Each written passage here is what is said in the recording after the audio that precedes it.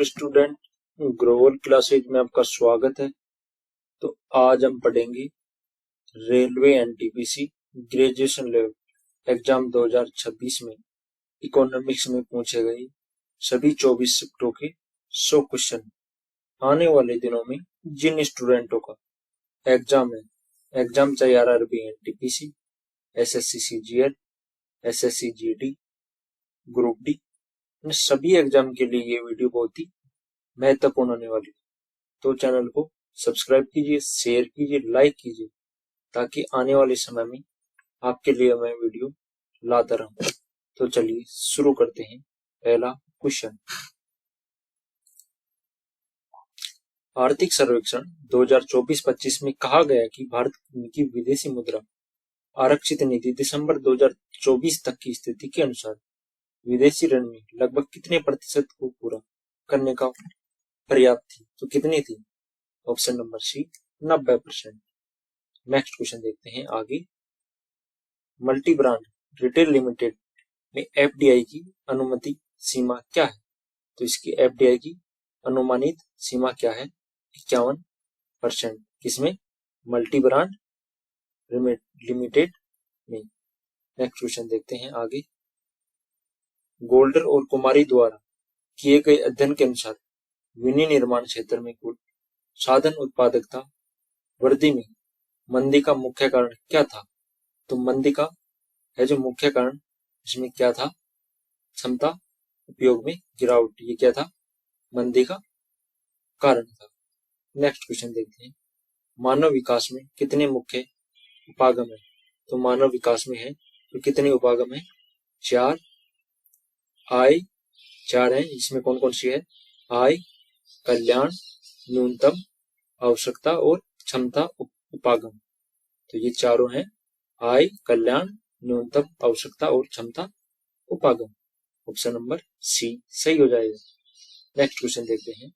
वित्तीय वर्ष 2024-25 में विदेशों में रहने वाले भारतीयों द्वारा घर भेजे गए कुल ऋण के नया रिकॉर्ड बनाया है। तो कितने पैसे है जो भेजे गए हैं? तो कितने पैसे भेजे गए हैं? 135.46 बिलियन डॉलर है जो क्या हुआ है? भारत को प्राप्त हुआ है एफडीआई यानी कि विदेशी निवेश फंड। तो ऑप्शन नंबर ए सही हो जाएगा। आगे देखते हैं नेक्स्ट क्वेश्चन। 1950-51 से वर्ष 2016-17 तक सकल घरेलू उत्पाद जीडीपी में कृषि की हिस्सेदारी में क्या रुझान देखा गया? तो 1950-51 से 2016 तक कृषि में क्या रुझान देखा गया? ऑप्शन नंबर बी उल्लेखनीय कमी। ऑप्शन नंबर कौन सा सही हो जाएगा? बी हो जाएगा। लगातार क्या है? जीडीपी में कृषि जीडीपी क्या है?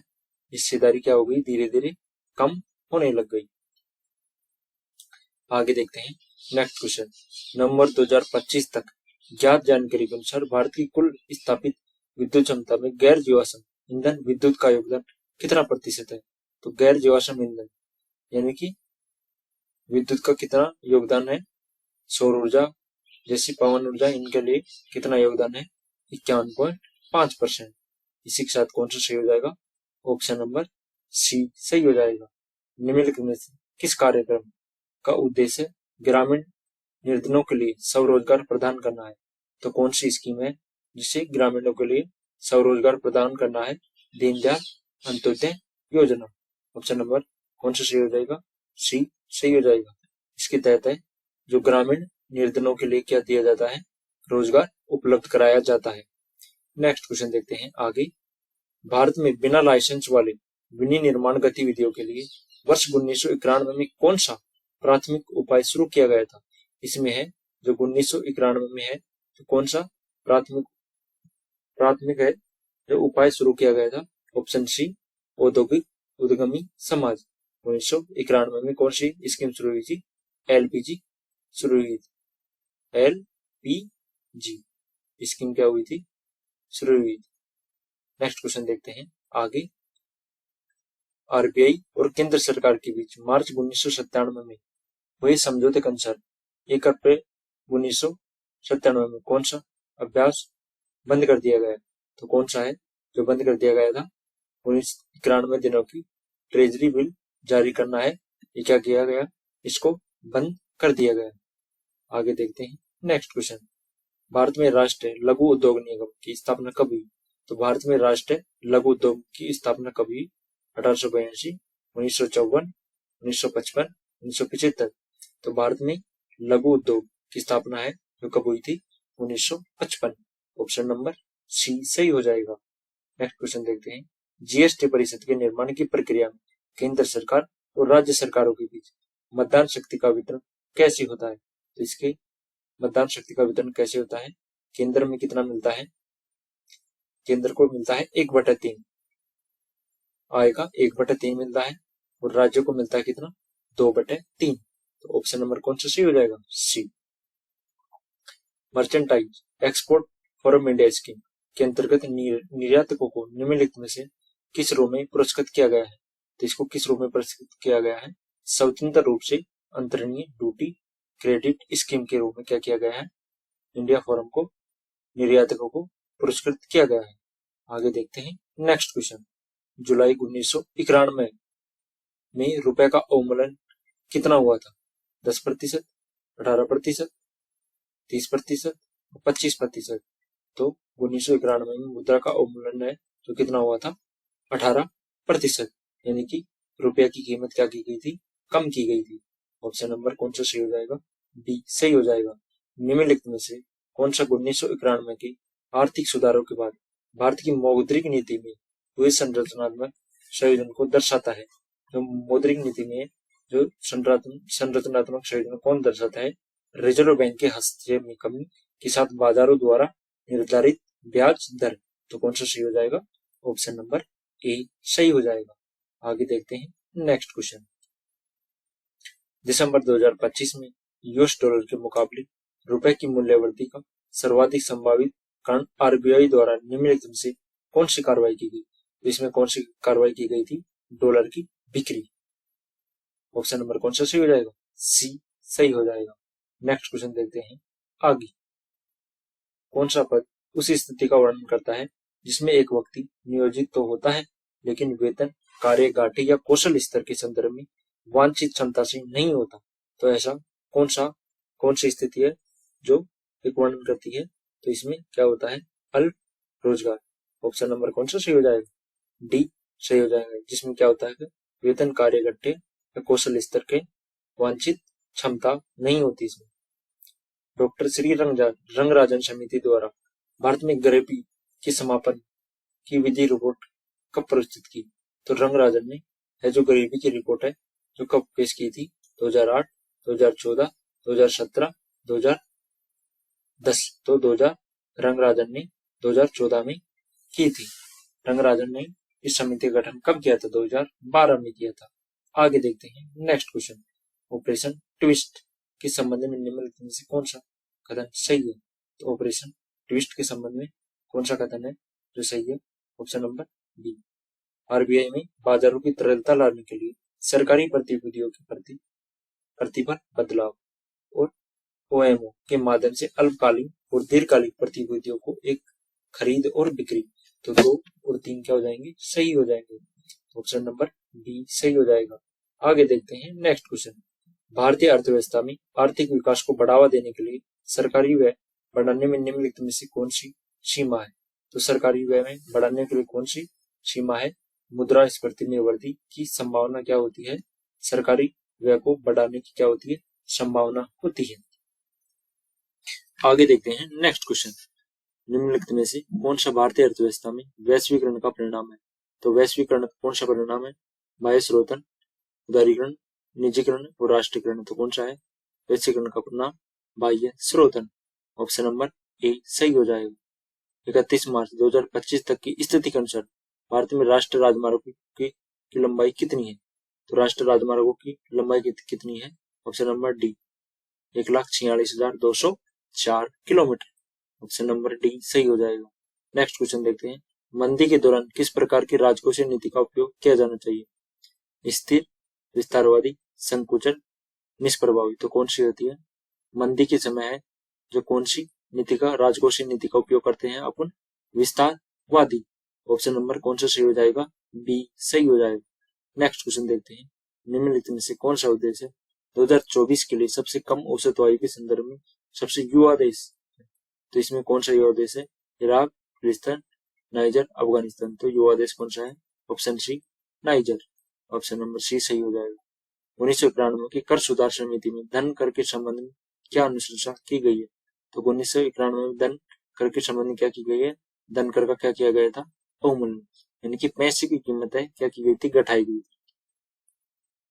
भारत सरकार द्वारा मौद्रिक नीति समिति के ढांचे के अंतर्गत अप्रैल 2026 तक मुद्रास्फीति का लक्ष्य कितना निर्धारित किया गया है? तो मुद्रास्फीति का लक्ष्य कितना किया गया है?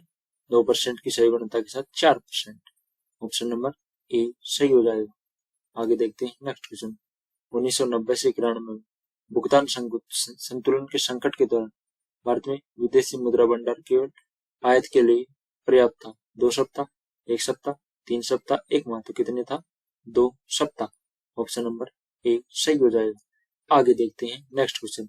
1991-92 वर्ष 1998-99 के दौरान IIP के अनुसार किस औद्योगिक क्षेत्र की औसत वार्षिक वृद्धि में पर्याप्त गिरावट दर्ज की गई? खनन, बिजली, मूलभूत पूंजीगत वस्तु, विनिर्माण। तो ऑप्शन नंबर सी सही हो जाएगा। मूलभूत और पूंजीगत वस्तुओं का क्या किया गया? गिरावट दर्ज की गई। 1951 से 91 के दौरान भारत में किस पॉलिसी ट्रेड ऑफ ने संतुलित क्षेत्रीय वृद्धि को सीमित कर दिया?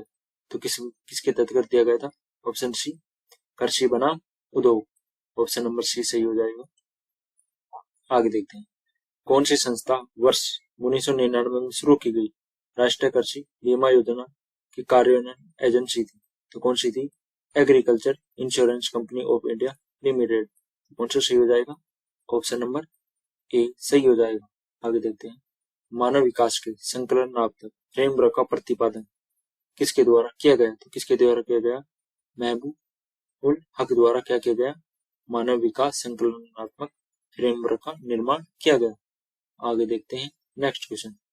उदारीकरण के बाद के युग में कृषि विपणन प्रणाली को संरचनात्मक कारक का कौन सा अप्रभावी बना रही है? तो कौन सी बना रही है? APMC सुधारों का प्रभावी कार्यान्वयन। ऑप्शन नंबर कौन सा सही हो जाएगा? डी सही हो जाएगा। केंद्रीय बजट 2025-26 के तहत बीमा क्षेत्र में FDI की सीमा कितना कर दिया गया? तो FDI की सीमा कितनी कर दी गई है? 74%। पहले 74% थी, अब कितनी कर दी गई है? बीमा की सीमा 100% कर दी गई है। 1991 में उदारीकरण के परिणाम स्वरूप कौन सा राजकोषीय परिणाम सामने आया? तो 1991 में कौन सा है? ऑप्शन नंबर बी प्रत्यक्ष और अप्रत्यक्ष दरों में कमी। आगे देखते हैं नेक्स्ट क्वेश्चन। 1990 तक GDP में किस क्षेत्र में शेयर अत्यधिक वृद्धि हुई? उद्योग, सेवा, कृषि और खनन। किसमें हुई थी? 1990 के बाद सेवा में। आर्थिक अवसंरचना विकास में प्रत्यक्ष रूप से किस प्रकार योगदान देती है? आर्थिक अवसंरचना तो किस प्रकार देती है? अवसंरचना के विभिन्न खंडों का आउटपुट अंतिम उत्पाद। कौन सा भारतीय क्षेत्र औपचारिक तृतीय क्षेत्र में सबसे कम योगदान होता है? उत्तर पूर्व भारत, पश्चिमी भारत, उत्तरी भारत, दक्षिणी भारत। तो किसका? उत्तरी पूर्वी भारत का होता है। तो तृतीय क्षेत्र में बहुत ही कम योगदान होता है। नीति आयोग गरीबी विश्लेषण के लिए किस सूचकांक का उपयोग करता है? CPI बहुआयामी गरीबी सूचकांक। तो कौन सा करता है? बहुआयामी गरीबी सूचकांक। ऑप्शन बी सही हो जाएगा। कौन सी मापन विधि दीर्घकालीन बेरोजगारी को दर्शाती है?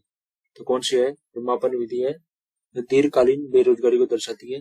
सामान्य मुख्य स्थिति बेरोजगारी। ऑप्शन नंबर कौन सा सही हो जाएगा? डी। परंपरागत विकास अर्थशास्त्र में विकास का अर्थ मुख्य रूप से क्या था?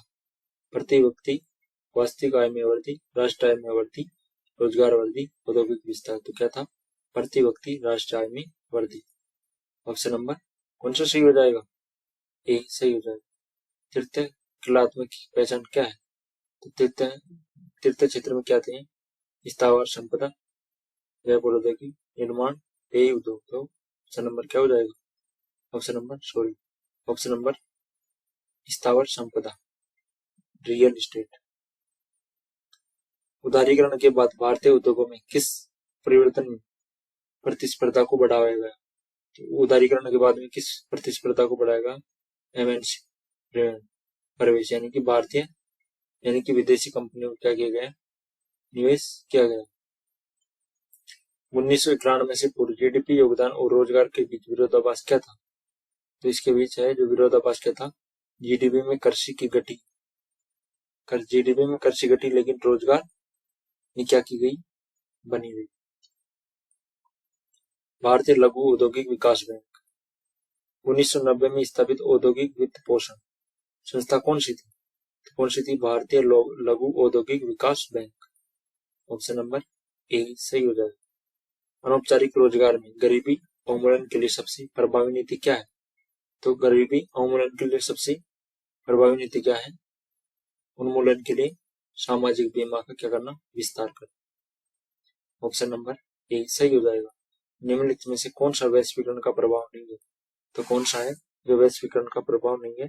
एफआईआई को अधिक प्रतिबिंबित करना। ऑप्शन नंबर बी सही हो जाएगा। विकसित देशों की सर्वाधिक महत्वपूर्ण क्षेत्र है तृतीयक, प्राथमिक, पंचम, द्वितीय। तो कौन सा है? तृतीयक क्षेत्र यानी कि सेवा क्षेत्र है जो विदेशों में बहुत ही विकसित है। सुधारों के दौरान किसके लिए औद्योगिक लाइसेंस की छूट नहीं दी गई? तो किसके लिए है जो औद्योगिक लाइसेंस की छूट नहीं दी गई थी? एल्कोहल यानी कि दारू के लिए छूट नहीं दी गई थी। अमेरिका अर्थव्यवस्था में सर्वाधिक योगदान देने वाला क्षेत्र कौन सा है? तीसरा, ऑप्शन नंबर सी सही हो जाएगा। एक तृतीय गतिविधि है, तो तृतीय गति क्या है? ऑप्शन नंबर ए जूते चमकाना। खनिज निष्कर्षण क्या है? ये पहली गतिविधि में आता है। इस्पात कौन सी में आती है? दूसरे में। धातु कर्मण ये भी कौन सी में आता है? दूसरे। पर्यटन किस प्रकार की गतिविधि में आता है? तो पर्यटन है तो तीसरी गतिविधि में आता है। प्राथमिक गतिविधि में कौन कौन से आते हैं? डेयरी, पशुपालन, खनन, प्राकृतिक चीजें जो इसमें आते हैं। द्वितीय क्षेत्र में विनिर्माण आता है। विस्तीर्ण और गहन कृषि प्रणालियों के बीच क्या है अंतर? तो क्या है? प्रति भूमि इकाई उत्पादन। एलपीजी सुधारों का लाभ नहीं माना जाता, तो कौन सा नहीं माना जाता? व्यापार प्रतिबंधों में वृद्धि। आर्थिक एकीकरण के लिए उत्तरदायी प्रक्रिया है, तो इसके लिए कौन सी उत्तरदायी प्रक्रिया है? आर्थिक एकीकरण के लिए वैश्वीकरण यानी कि ग्लोबलाइजेशन। दादाभाई नौरोजी को 1901 के में पुस्तक के मुख्य सिद्धांत क्या था? क्या था? धन विकासन सिद्धांत। ऑप्शन नंबर कौन सा सही हो जाएगा? डी। भारतीय बहुराष्ट्रीय कंपनियों के उदय का कारण क्या था? तो उदय का कारण क्या था? वैश्वीकरण और निजीकरण क्या था? भारतीय राष्ट्रीय कंपनियों का उदय था। स्वयं सहायता समूह की भूमिका क्या थी? तो इनकी भूमिका क्या थी? मितव्ययता और महिलाओं को सूक्ष्म क्या देना? ऋण देना। केंद्र राज्यों के संबंध में वित्त आयोग की भूमिका क्या है? तो वित्त आयोग की भूमिका क्या है? करों में शुद्ध आगामी वितरण की अनुशंसा। स्टूडेंट अगर सेशन पसंद आ रहा है तो चैनल को सब्सक्राइब कीजिए। आगे देखते हैं नेक्स्ट क्वेश्चन। द्वितीय पंचवर्षीय योजना का मुख्य केंद्र क्या है? तो दूसरी पंचवर्षीय योजना में क्या आते हैं? भारी उद्योग। ये कृषि किस में आती है? पहले में। सेवा तीसरे में आती है। लघु व्यवसाय किस में आते हैं? पहले। भारत में गेहूं किस मौसम की फसल है? गेहूं है जो किसकी है? रबी की।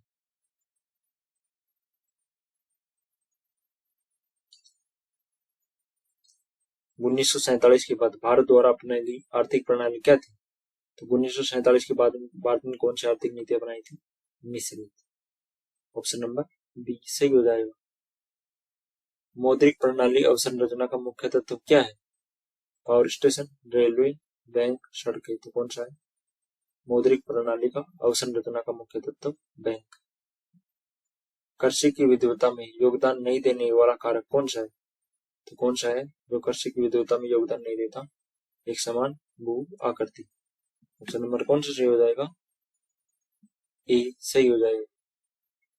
1991 की आर्थिक नीति के मुख्य 3 उद्देश्य क्या थे? उदारीकरण, वैश्वीकरण और निजीकरण। ग्रामीण विकास का संबंध है? तो ग्रामीण विकास का संबंध किससे है? आर्थिक विकास और सामाजिक न्याय। सुधारों के बाद कृषि और उद्योगों के मुख्य परिवर्तन क्या था? तो क्या था? अधिक निजी कंपनियों और विदेशी निवेशों की अनुमति। ऑप्शन नंबर कौन सा सही हो जाएगा? सी। बड़े शहरों में तीर्थक गतिविधियों का अनुपात अधिक होने का मुख्य कारण क्या है? इनका मुख्य अनुपात अधिक होने का कारण क्या है? शहरी समूह और सेवाओं की मांग। मौद्रिक नीति का प्राथमिक उद्देश्य क्या है? मौद्रिक नीति का मूल्य स्थिरता को बनाए रखना, रोजगार अधिकतम रखना, कर अपवंचन, धन जुटाना। तो मूल्य स्थिरता को क्या करना? बनाए रखना।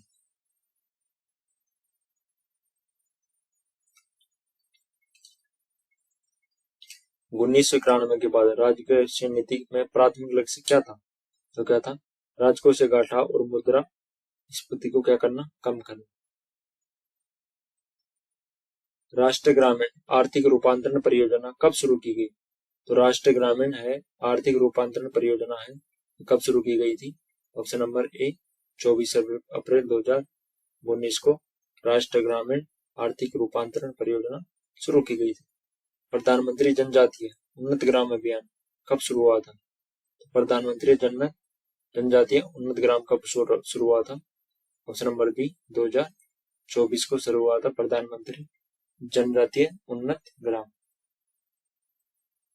किन संस्थान ने दिसंबर 2025 में भारत में उच्च शिक्षा का अंतर्राष्ट्रीय ग्रहण संभावना, क्षमता और नीतिगत अनुशंसाएं शीर्षक वाली नीति रिपोर्ट जारी की? तो किसने की है? नीति आयोग। किसमें? भारत में उच्च शिक्षा का अंतर्राष्ट्रीय ग्रहण।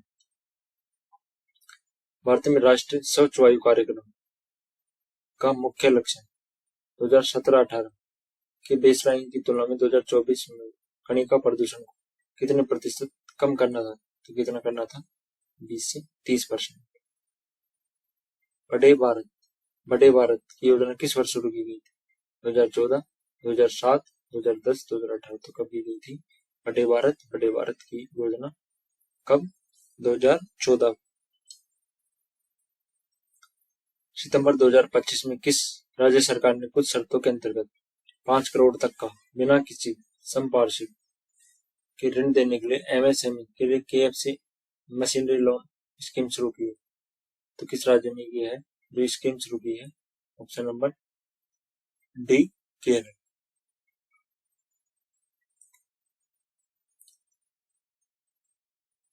प्रधानमंत्री मत्स्य संपदा योजना किस वर्ष शुरू की गई? 2020, 2022, 2016, 2018। 2020 को कौन सी शुरू की गई?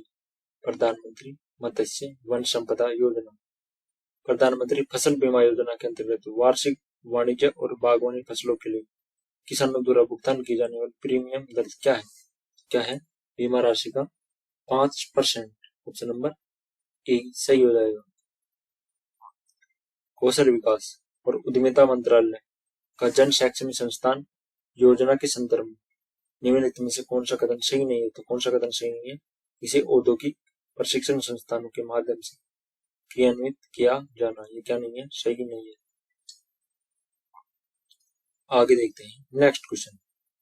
वर्ष 2025 में बगराम एयरबेस किस देश में स्थित सबसे बड़ा एयरबेस है? हाल ही में चर्चा में रहा। तो बगराम एयरबेस है किस देश में स्थित है? अफगानिस्तान। चावार पोर्ट ईरान में। दिसंबर 2025 तक की स्थिति के अनुसार प्रधानमंत्री आवास योजना ग्रामीण के अंतर्गत आवास इकाई के लिए आवश्यक न्यूनतम आकार कितना है? तो कितना है? 25 स्क्वायर मीटर। ऑप्शन नंबर कौन सा सही हो जाएगा? आगे देखते हैं नेक्स्ट क्वेश्चन।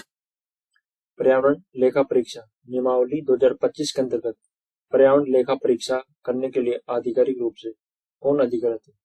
तो इनके लिए कौन अधिकृत होता है? ऑप्शन नंबर बी पर्यावरण पंजीकृत पर्यावरण लेखा परीक्षक।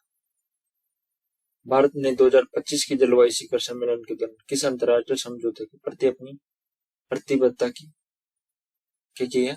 पुष्टि की है। तो किसके तहत की है? Paris agreement. ऑप्शन नंबर कौन सा सही हो जाएगा? ए। किसके तहत? 2025 में जलवायु शिखर सम्मेलन के दौरान। स्टैंड अप इंडिया योजना निम्नलिखित में किस वर्ष शुरू की गई? तो स्टैंड अप योजना है 2014, 2019, 2015, 2016। तो स्टैंड अप योजना कब शुरू की गई? 2016।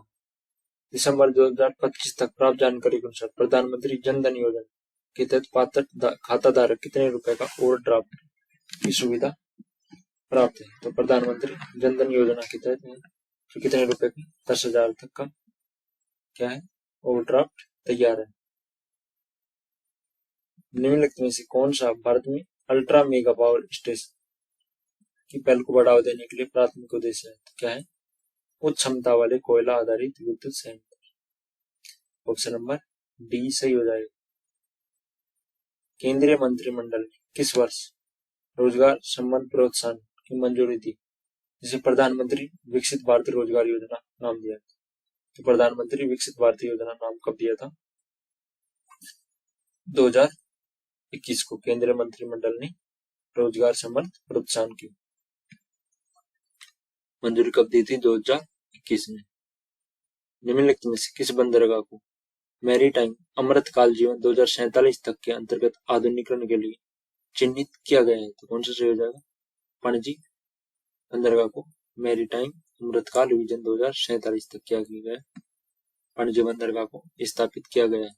निम्नलिखित में से कौन सी योजना कृषि रसायनों के उपयोग के बिना जैविक पद्धतियों के माध्यम से मृदा उर्वरता को बढ़ाती है? तो कौन सी है जो बढ़ाती है? परंपरागत कृषि विकास योजना। प्रधानमंत्री ग्राम सड़क योजना कब शुरू की गई? कब शुरू की गई थी? सन 2000 में। 2025 के किस अधिनियम ने भारतीय रिजर्व बैंक की बैंकों के लिए एक समान रिपोर्टिंग मानक लागू किया? तो 2025 के लिए किसने है? बैंकिंग कानून अधिनियम 2025। ऑप्शन नंबर कौन सा सही हो जाएगा? डी।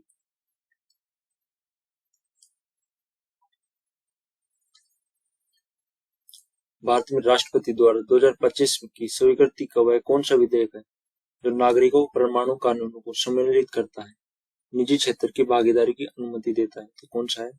भारत में बदलाव के लिए परमाणु ऊर्जा सतत दोहन विकास। ऑप्शन नंबर कौन सा सही हो जाएगा? डी। नागरिकों को डिजिटल माध्यम से सेवा प्रदान करने के लिए डिजिटल इंडिया कार्यक्रम किस वर्ष शुरू किया गया? 2015, 2019, 2020, 2017। तो डिजिटल इंडिया कार्यक्रम कब शुरू किया गया था? ऑप्शन नंबर ए 2015 को। वर्ष 2000 में शुरू की गई किस योजना का उद्देश्य ग्रामीण संपर्क बढ़ाकर ग्रामीण निर्धनता को करना कम करना? तो कौन सी योजना थी? ऑप्शन नंबर बी प्रधानमंत्री ग्राम सड़क योजना कब शुरू की गई थी? सन 2000 में। मेक इन इंडिया की पहल निम्नलिखित में किस वर्ष शुरू की गई थी? तो कब हुई गई थी मेक इन इंडिया की पहल? 2014 में। ऑप्शन नंबर कौन सा सही हो जाएगा? डी। भारत सरकार द्वारा किस मंत्रालय ने 2025 में मिशन सुदर्शन चक्र की शुरुआत की? तो किसमें की है सुदर्शन चक्र की शुरुआत? रक्षा मंत्रालय। प्रधानमंत्री कौशल विकास किस वर्ष शुरू की गई? 2020, 2025, 2015, 2010। प्रधानमंत्री कौशल विकास योजना कब शुरू की गई? 2015 को। 29/8/2025 को पर्यावरण लेखा परीक्षण नियम 2025 किस अधिनियम के तहत जारी किया? तो ये है जो किस अधिनियम के तहत जारी किया? पर्यावरण अधिनियम 1986। आगे देखते हैं नेक्स्ट क्वेश्चन। सतत विकास लक्ष्य राष्ट्र संकित ढांचागत रिपोर्ट 2025 का प्राथमिक उद्देश्य क्या है? तो इसका क्या उद्देश्य है? 17 सतत विकास लक्ष्य को राष्ट्रीय स्तर पर प्रगति की क्या करना? निगरानी करना। फूड फॉर वर्क प्रोग्राम का उद्देश्य पिछड़ी जिलों में ग्रामीण गरीबों को क्या प्रदान करना? तो क्या प्रदान करना है? अनपूरक मजदूरी और रोजगार प्रदान करना। क्या है? Food for work programme. 1 lakh या उससे अधिक वार्षिक आय वाली ग्रामीण स्वयं सहायता समूह की महिलाओं के लिए किस शब्द का उपयोग किया जाता है? तो किसका उपयोग किया जाता है? लखपति दीदी। इसमें किसके तहत? 1 लाख से अधिक वार्षिक आय ग्रामीण स्वयं सहायता समूह के लिए। निम्नलिखित में से कौन सी प्रणाली सरकार की विकास नीति की आधिकारिक बन गई? अधिकांश ग्रामीण विकास कार्यक्रम किससे संबंधित है? तो ऑप्शन नंबर कौन सा सही हो जाएगा? ऑप्शन नंबर बी सही हो जाएगा, महात्मा गांधी राष्ट्रीय ग्रामीण रोजगार गारंटी अधिनियम। आगे देखते हैं नेक्स्ट क्वेश्चन।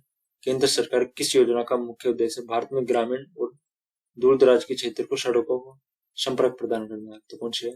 प्रधानमंत्री ग्राम सड़क योजना किसके तहत सन 2000 में शुरू की गई थी?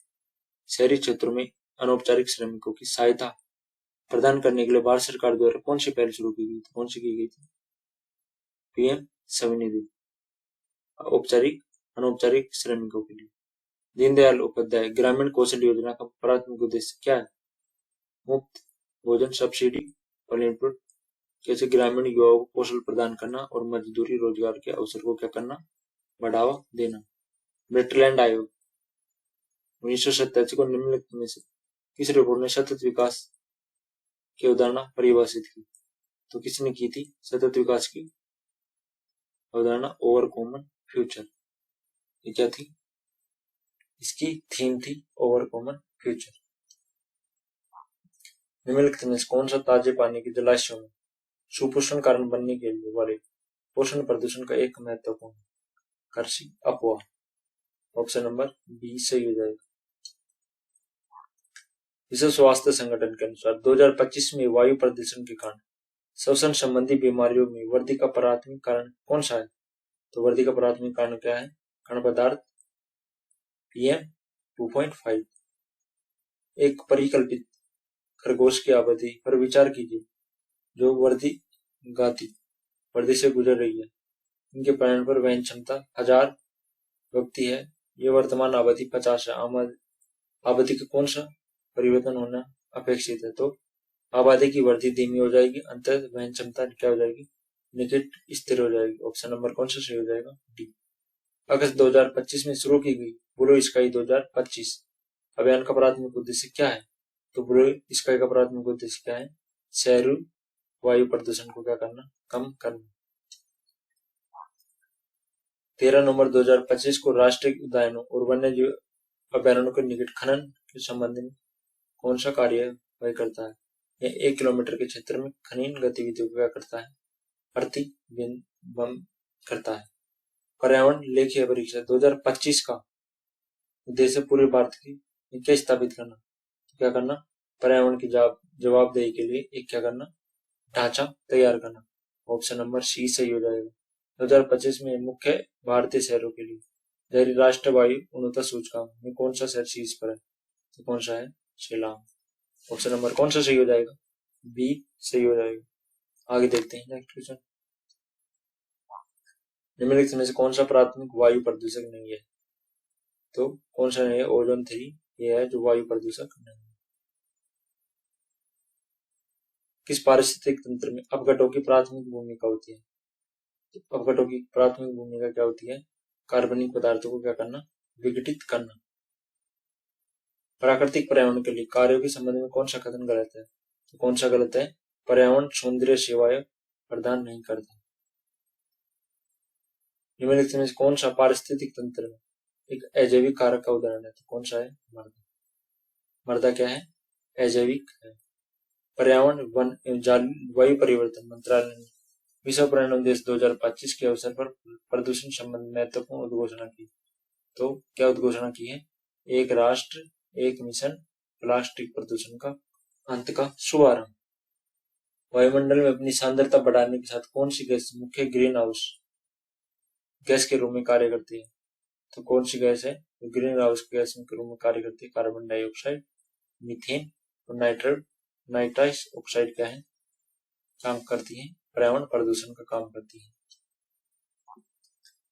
13 नवंबर 2025 के आदेश के अनुसार भारतीय सर्वोच्च न्यायालय राष्ट्रीय उद्यानों और अभ्यारण्यों के निकट खनन गतिविधि को संकट क्यों माना? क्योंकि ये वन्य जीवों के लिए खतरनाक है। तो ऑप्शन नंबर कौन सा सही हो जाएगा?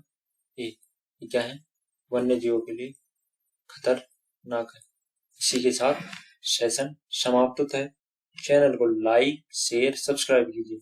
थैंक यू, धन्यवाद।